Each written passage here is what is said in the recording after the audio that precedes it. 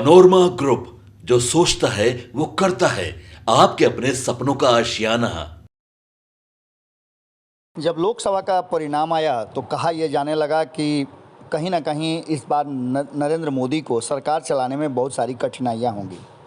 इस बात को लेकर के अब जो चर्चाएं हैं वो तेज़ हो गई हैं और जो मंत्रिमंडल का गठन हुआ, अलग अलग अपने घटक दलों को मंत्री पद दिया गया, विभागों का बंटवारा हुआ, इन सब को लेकर के एक तरफ जहां चर्चाएं शुरू हो गई हैं, वहीं सबसे बड़ी चर्चा कि 28वीं लोकसभा का स्पीकर कौन होगा, इस बात को लेकर के चर्चाएं तेज हो गई हैं। इसको लेकर के अब ये कहा जा रहा है कि यहाँ पर आकर के मामला फंसेगा और नीतीश कुमार टीडीपी इसका फैसला करेंगे और यही वो समय होगा जब पता चलेगा नरेंद्र मोदी को कि वो स्टीयरिंग तो उनके हाथ में दिया गया है, लेकिन दो लोग ब्रेक लगाने के लिए तैयार हैं।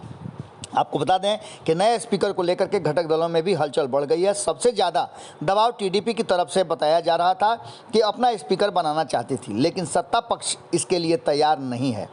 कयास लगाए जा रहे थे कि यदि टीडीपी जीत पर अड़ी तो भाजपा कोई नया फैसला कर सकती है। आपको बता दें कि इस बात को लेकर के राजनीतिक गलियारे में चर्चाएं खूब चल रही थी और एनडीए पार्ट 3 में जिस प्रकार से प्रधानमंत्री नरेंद्र मोदी ने अपनी पुरानी टीम पर भरोसा जताया है, उससे यह भी माना जा रहा है कि शायद मौजूदा स्पीकर ओम बिरला को ही बनाया जाए, उनका कार्यकाल एक बार फिर से एक्सटेंड किया जाए। लेकिन इन सब बातों के साथ साथ ये निर्भर करता है कि एनडीए के घटक दल का रुख क्या रहता है।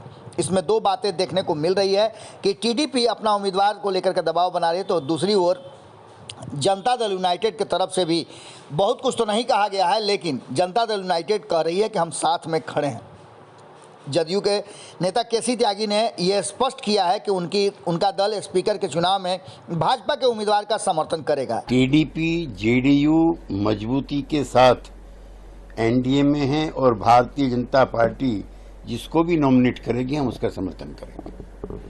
इससे यह तो स्पष्ट हो गया कि जनता दल यूनाइटेड कोई उम्मीदवार नहीं ला रहा है, लेकिन यह भी देखना होगा कि क्या जनता दल यूनाइटेड भाजपा के उम्मीदवार पर अपनी सहमति जरूरी समझती है या इससे भाजपा को ही बिल्कुल अकेला छोड़ देती है। कई बार ऐसा देखने को मिला है कि जब वक्त आने पर और समय जब आता है तो उस समय साथी दल दबाव बनाना शुरू करते हैं और मेन समय में खेल गड़बड़ा जाता है। आपको बता दें कि पूर्व प्रधानमंत्री अटल बिहारी वाजपेयी के कार्यकाल में जब टीडीपी एनडीए में शामिल हुई थी, उस समय चंद्रबाबू नायडू ने अपने दल का स्पीकर बनाने में सफलता हासिल की थी। एक बार फिर से परिस्थितियां उसी तरह आकर के खड़ी हो गई हैं, लेकिन इस बार मामला थोड़ा दूसरा है। आपको याद होगा कि जीएमसी बाल योगी 12वें एवं 13वें लोकसभा स्पीकर बने थे। स्पीकर पद चाहने की एक वजह यह भी है कि इसके जरिए टीडीपी सुरक्षित होना चाहती है कि उनके दल को कोई नहीं तोड़ पाए। स्पीकर की भूमिका आप जानते हैं कि किस तरह की होती है। इसके अलावा और कई ऐसी बातें हैं जिसको लेकर के भारतीय जनता पार्टी के पिछले रिकॉर्ड को लेकर के चर्चाएं तेज हो गई हैं। इसके साथ साथ आपको बता दें कि एक तरफ जहां ये दबाव, वहीं दूसरी तरफ भारतीय जनता पार्टी भी कम नहीं है, उसने भी अपने मोहरे पूरी तरह से फिट कर लिए हैं। सबसे ज़्यादा जो दबाव टीडीपी की तरफ से आ रहा था, उसी को साधने के लिए भारतीय जनता पार्टी ने अब एक नया कहा जा रहा है कि शगुफा खोज लिया है। भाजपा डी पुंदेश्वरी का नाम आगे कर सकती है ताकि नायडू को किसी भी तरह की कोई परेशानी ना हो और वो विरोध भी नहीं कर सके। पुंदेश्वरी आंध्र प्रदेश भाजपा की अध्यक्ष हैं तथा टीडीपी प्रमुख चंद्रबाबू नायडू की पत्नी की बहन है।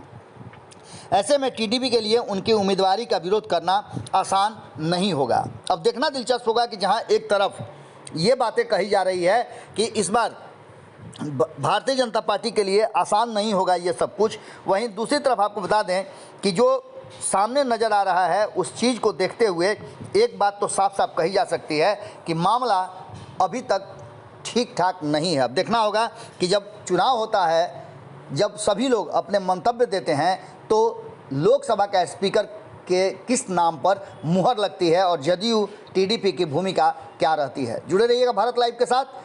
जिस तरह से केसी त्यागी ने बयान दिया है उससे बहुत सारी बातें स्पष्ट नज़र आ रही हैं, क्योंकि इससे पहले भी उन्होंने बहुत सारी बातें कही थी जिसको लेकर के उनकी पार्टी में चर्चाएं तेज हुई थी। जुड़े रहिए भारत लाइव के साथ। बहुत बहुत धन्यवाद। पनोरमा ग्रुप, जो सोचता है वो करता है। अगर ये वीडियो पसंद आई और वह बिहार के राजनीति और बिहारियत से सरोकार रखेनी तो सब्सक्राइब बटन दबा के चैनल के सब्सक्राइब कर ली। ओजे एगो घंटी बा, ओकरा बटन दबा देला से कुल सटीक और मारक खबर रुआ मुफ्त में मिल जाई। अगर रुआ पत्रकारिता के हमनी के नया प्रयोग में सहयोग कर चाहतानी तो ज्वाइन बटन दबा दी। पेटीएम नंबर नोट कर ली 9386816700। धन्यवाद।